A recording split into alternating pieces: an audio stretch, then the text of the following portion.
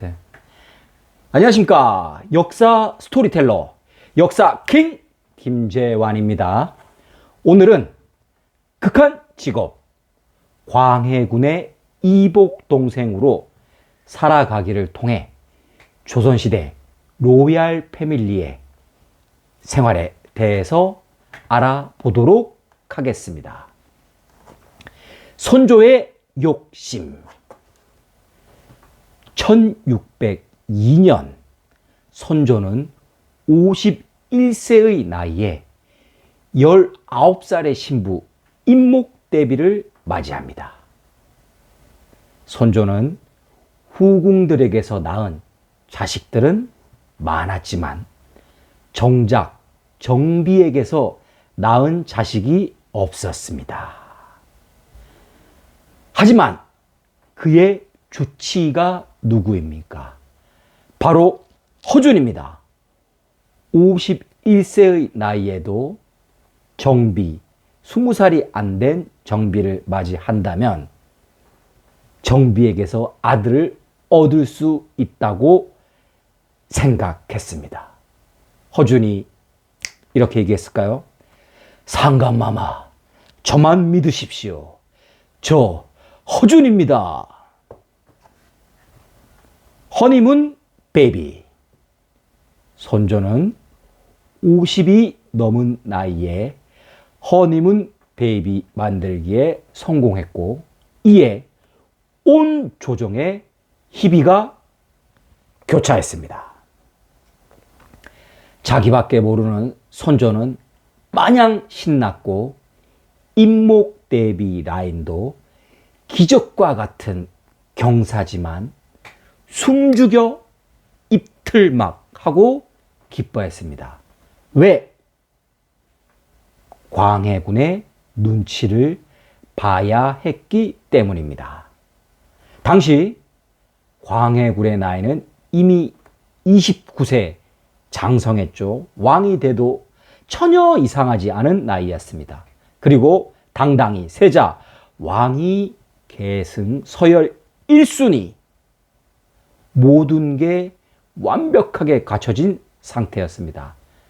단 한 가지 흠이라면 아버지 선조가 광해군을 탐탁지 않게 여겼다는 것. 이때 광해군의 처갓집에서 나섭니다. 사위사랑은 뭐다? 장모지만 조선시대니까 장모가 나서기 힘들어서 광해군의 장인이 나섭니다. 유자신. 광해군의 장인의 유자신이 나선 액션, 취한 액션은 몹시 아날로그적이어서 이게 마치 선사시대의 방법을 동원한 듯한데 임목대비의 낙태를 유도하기 위한 작전을 감행했습니다. 뭐냐? 임목대비 전에 장독대를 야밤에 깨트리고 쨍그랑 소리가 나게 만드는 거죠. 궁녀들이 사용하는 화장실에 화들짝 놀라게 못된 장난도 쳤다고 합니다. 임목대비가 불안함을 느껴서 낙태하기를 바랬던 건데, 이 정도면 좀 귀엽다고 볼 수 있겠는데 작전은 당연히 실패했습니다. 광해군은 임진왜란을 겪으며 개고생은 혼자 다 했는데 자신이 적장자 출신이 아니라는 이유만으로 자신의 이 탄탄하게 스스로 쌓아온 지위가 흔들린다는 것이 몹시 짜증도 나고 스트레스가 장난이 아니었을 것입니다. 자, 출산! 이런 어수선한 와중에 임목대비가 첫 아이를 무사히 출산하고 광해군 측과 임목대비 측의 양측 희비는 또다시 엇갈리게 됩니다. 바로 이번 이야기의 주인공인 정명공주가 태어났기 때문입니다. 아들이 아닌 딸이 태어난 것을 확인한 광해군의 장인 유자신은 덩실덩실 춤까지 추며 싱글벙글 웃고 다녔고, 경아드리옵니다 마마라는 진심 어리지 않은 완전히 비꼬는 축하를 보냈다고 합니다. 임목대비 측의 실망감도 이만저만이 아니었습니다. 그러나 너무나 해맑은 선조는 52세에 그것도 정실 부인에게서 얻은 늑둥이 딸이 마냥 귀엽기만 했습니다. 어이구 우리 아가 쭈쭈쭈 하면서. 그런데 여기서 역사 상식 하나. 조선시대 왕의 자식들은 6, 7세가 되기 전까지는 왕자나 공주로 불리지 않고 호칭이 없이 그냥 아기씨라고 불렸습니다. 최소한 6, 7세가 돼야 재산도 받고 왕자 또는 공주로 불리는 게 관례였습니다.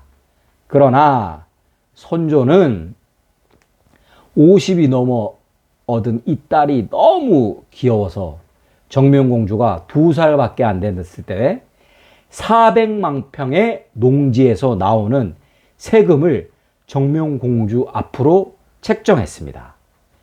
여기서 나오는 세수가 1000석이 넘었다고 하니 요즘 미성년자 주식부자 부럽지 않습니다. 그런데 말입니다. 허준이 명의는 명의였습니다. 아니면 선조가 다른 능력은 하나도 없는데 그쪽이 능력이 특출했던 걸까요? 정명공주가 태어나고 3년이 지나 임목대비가 다시 아이를 출산합니다. 드디어 왕자가 태어났던 것입니다.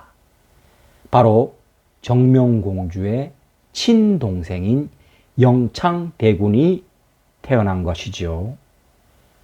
광해군 진영에서는 난리가 났습니다. 혹시라도 왕위 계승자의 이 세자 자리를 뺏길까봐 조마조마하며 하루하루를 보냅니다. 수족권. 선조는 영창대군이 2살이 되던 해에 갓난 아기에게 수족권을 주었습니다. 수족권이 뭐냐? 정명공주가 토지에 대한 세금만 받는 것과 달리 토지 소유권 전체를 준 것입니다. 말도 못하는 영창대군은 장성한 이복형 광해군과 졸지에 라이벌리가 형성되었습니다. 그러나 또다시 반전이 일어납니다. 그 누구도 피해갈 수 없는 바로 죽음이 선조에게 찾아온 것이죠.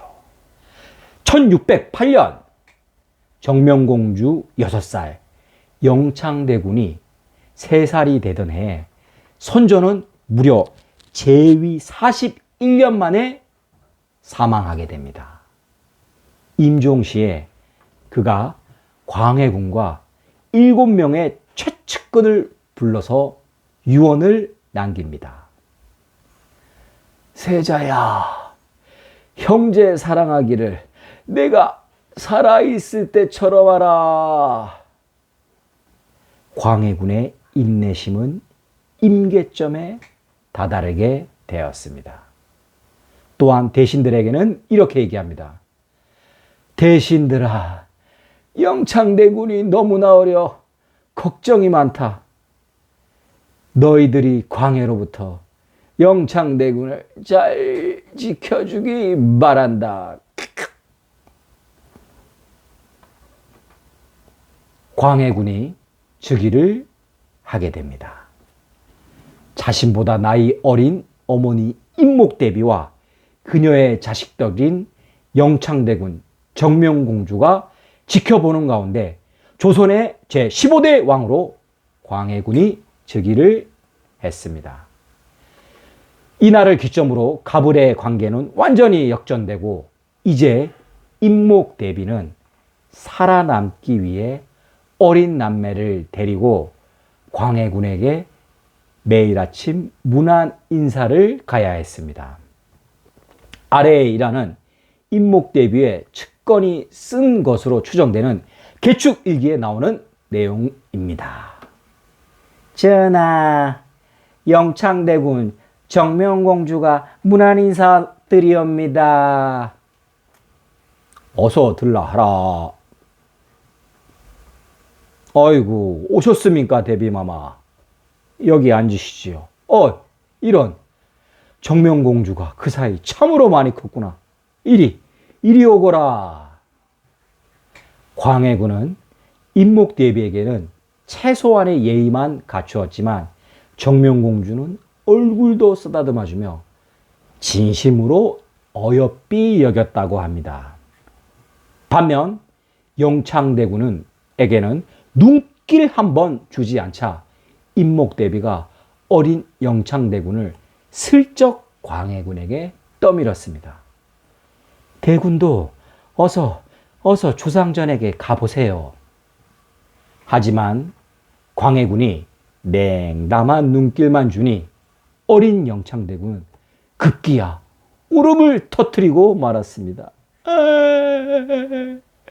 주상전하는 어찌하여 누님만 예뻐하십니까? 어머니, 저도 다음 세상에는 형님의 사랑을 받는 여자로 태어나고 싶습니다. 이런 상황이 연출이 되었습니다.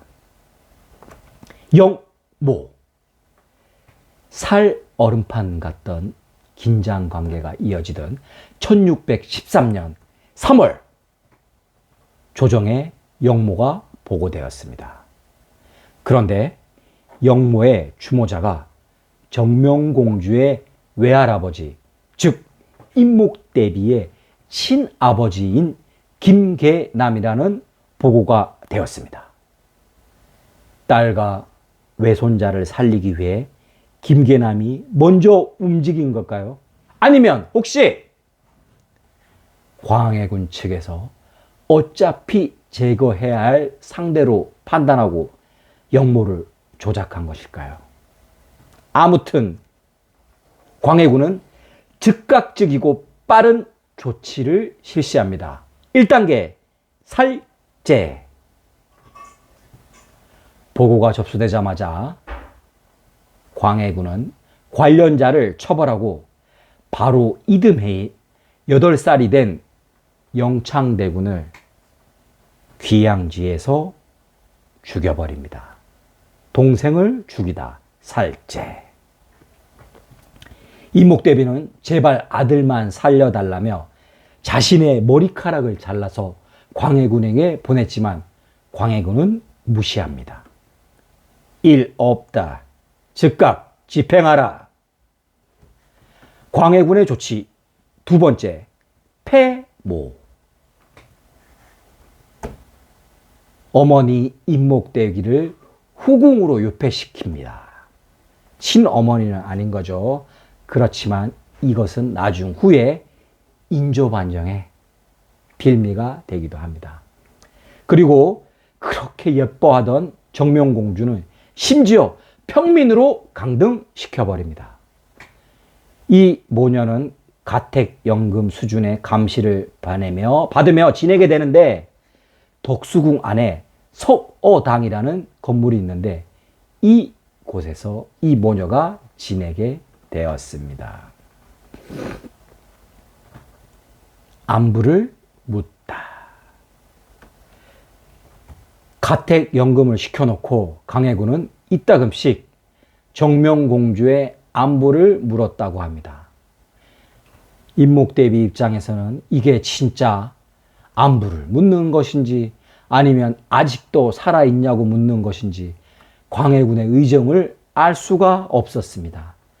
남편 잃고 아들까지 잃은 임목대비는 펑펑 울면서 정명공주는 이미 죽었다고 말하며 모두들 물러가라고 대성통곡을 했습니다. 그런데 이런 생지옥 속에서 겨우 32살의 임목대비를 위로한 것은 12살 정명공주였습니다. 어마마마, 제가 요즘 아바마마의 필체를 흉내내어 서예를 하고 있습니다. 어마마마도 아바마마가 보고 싶으시지요? 비록 명화는 뵐 수 없지만 제가 쓴 글씨를 보면서 마음의 위안을 찾으시옵소서. 선조의 글씨체는 한석봉체를 따라한 것이라 여자들이 따라하기 힘든 물리적으로 상당한 힘이 요구되는 글씨체였습니다. 12살 고사리 손으로 어미를 위해 아비의 글씨를 흉내낸다. 정명공주를 보며 임목대비는 마음을 다졌습니다. 이때 익힌 서해솜씨가 그녀를 조선시대 최고의 여류 서예 작가로 만들었는데 노력만으로 다다를 수 없는 천재적인 재능이 있었다고 합니다. 정명공주는 후에 8글자를 써서 2글자씩 자신의 자녀들에게 나눠주었는데 막내 아들인 홍만이가 간직하다 세상에 알려진 글씨가 화정입니다. 맞습니다. 배우 이현희 씨가 주연한 사극 화정의 주인공, 이게 정명공주의 이야기를 다룬 드라마였습니다. 자, 10년 후 두 모녀는 어찌어찌 살아가고 세월이 흘러 정명공주가 21살이 되던 1623년 음력 3월의 어느 날, 한 무리의 군사가 야심한 밤에 모녀의 집에 들이닥쳤습니다. 임목대비는 깜짝 놀라 문고리를 잡고 열어주지 않았는데 바깥에서 전혀 의외의 소리가 들립니다. 대비마마, 안심하십시오. 저희는 능량군의 명을 받들어 대비마마를 궁으로 모시기 위해 왔습니다. 어서 궁으로 납시오. 광해군의 폐위에 결제 도장을 찍어주십시오. 그렇습니다. 이 밤의 소동은 바로 능량군이 광해군을 폐위시키고 인조로 즉위하는 그 밤, 인조반정의 밤이었습니다. 인조반정은 2가지 명분을 내세웠습니다. 폐모살제, 광해군이 어머니 임목대비를 폐위시키고 동생인 영창대군을 죽인 죄를 묻는다가 첫 번째이고, 두 번째, 친명반정, 우리는 광해군과 뜻을 달리하여 명나라를 섬기고 청나라를 배척한다, 이걸 내세운 거죠. 그럼 왜 임목대비를 찾아왔느냐? 인조에게는 임목대비가 필요했습니다. 명분, 바로 첫 번째 명분을 세우기 위해서였던 거죠. 그녀가 대비로 복귀하고 왕실의 어른 자격으로 광해군을 폐위시키고 인조를 새 왕으로 지명할 수 있었던 형식적인 결재권이 필요했기 때문입니다. 임목대비 입장에서도 아들에 대한 복수도 하고 자신의 자리도 찾게 되니 누이 좋고 매부 좋았던 것입니다. 정명공주 시집 보내기 프로젝트. 인조는 즉위 4일 만에 바로 이 프로젝트를 시행시켰습니다. 인조가 할 일이 태산인데 왜 만사를 제쳐두고 이 일을 추진했을까요? 인조는 자신의 구테타의 정당성과 명분을 세우기 위해 임목대비에게 온 정성을 다했습니다. 그래서 그녀의 딸인 당시 기준 21살 노처녀인 정명공주를 시집 보내기 위해 사활을 걸었습니다. 전국에 금원령을 내리고 정명공주의 남편인 부마를 간택하기 위해 눈을 씻고 남자를 찾아다녔습니다. 그런데 안타깝게도 2달이 넘게도 금혼령을 내렸음에도 불구하고 부마를 찾는 게 몹시도 어려웠습니다. 왜냐하면 정명공주가 이 당시 21살이니까 나이가 너무 많았습니다. 쓸만한 남자들이 다 이미 정혼자가 있거나 결혼을 했던 거죠. 그리고 2달이 지난 어느 날 도승지가 어렵게 찾아와서 인조에게 보고를 합니다. 전하, 드디어 정명공주께 어울리는 부마를 찾았습니다. 성명 홍주원, 나이 18세, 요즘 대세인 연하남, 아버지 동지충추부사 홍명, 외모 및 학력, 트렌드에 꼭 맞는 미남에 명석한 두뇌를 갖춘 엄친아. 단점, 이미 정혼자가 있음. 인조는 마지막 정혼자가 있다는 얘기를 못 들은 척하며 그대로 진행시켜! 자, 드디어 결혼을 하게 됐습니다. 조선시대 공주의 결혼 생활에 대해서 살펴보도록 하겠습니다. 먼저 공주는 시집을 가도 시집살이를 안 한다는 점이 다른 일반 민가와의 결혼 생활과 다르겠죠. 신혼집은 궁방이라고 해서 궁 옆에 살림집을 차려줬습니다. 이 살림집이라고 해서 28평의 작지만 깔끔한 신축 아파트 이런 거를 떠올리면 안 됩니다. 경국대전에 의하면 공주의 집은 50칸을 넘지 못하게 되어 있는데 인조가 파격적으로 이걸 깨고 정명공주에게 200칸이 넘는 집을 지어줬다고 합니다. 혼수! 인소는 이에 그치지 않고 토탈 풀 패키지를 제공합니다.